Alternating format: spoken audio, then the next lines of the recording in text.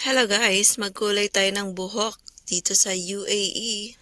May kamahalan kasi magkulay sa salon, kaya ayan naman dito lang tayo sa bahay para tipid-tipid. Meron ako nabiling offer bali 2 pieces na siya. Around mga 20 dirhams lang siya.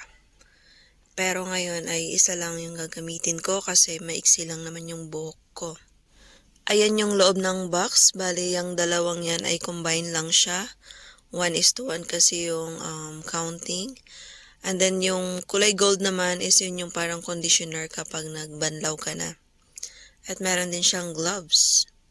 Naglagay nga pala ako ng petroleum jelly dito sa gilid ng mukha ko kasi para pag nalagyan siya ng kulay ay madaling tanggalin.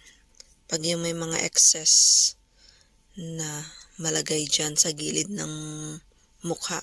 At para naman sa protection ng damit nyo, pwede rin kayong magsuot ng lumang-lumang damit. Or ayan, nag-cover lang ako ng malaking plastic. Ayan, buti transparent, kaya okay naman siyang tingnan. Pero okay lang yan, at least maprotektahan lang yung damit nyo kasi sayang naman pag nakulayan yan. Wala na, goodbye na. At ayan na nga, minix ko na yung dalawang ingredients, yung puti at saka yung parang pink ba yun? Fuchsia pink, o diba? At ayan, naglagay na rin tayo. Dito lang ako sa may CR naglagay para madaling linisin kapag merong mga talsik-talsik sa sahig. At sa paglagay ko ay ginamit ko yung pinakamaliit na ipin ng suklay. Ayun, mas gusto ko siyang gamitin kasi komportable ako. At least parang nagsusuklay-suklay ka lang.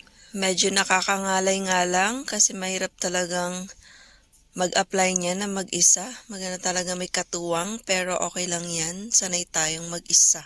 Madalas talaga dito sa abroad ay kailangan kaya mong gawin mag-isa. Ayan, matuto kang gawin mo mag-isa halos lahat ng bagay kasi mostly talaga wala kang pamilya dito, gaya sa akin wala akong pamilya. Meron mong mga kaibigan pero syempre hindi mo naman laging maasahan yan. Kaya kailangan kaya mong mag-isa gawin yung mga bagay-bagay na mag-isa. At ayan na nga, halos tapos na ako sa pagsusuklay at ginawa ko na siyang parang shampoo na sa taas. Nilagay ko na yung mga tirang mixture. Ayan. Good luck na lang sa kulay kung ma-achieve ba. Pero dati kasi may kulay na yan na nagkulay ako dati ng medyo red, kaya lang katagalan nagiging brown siya.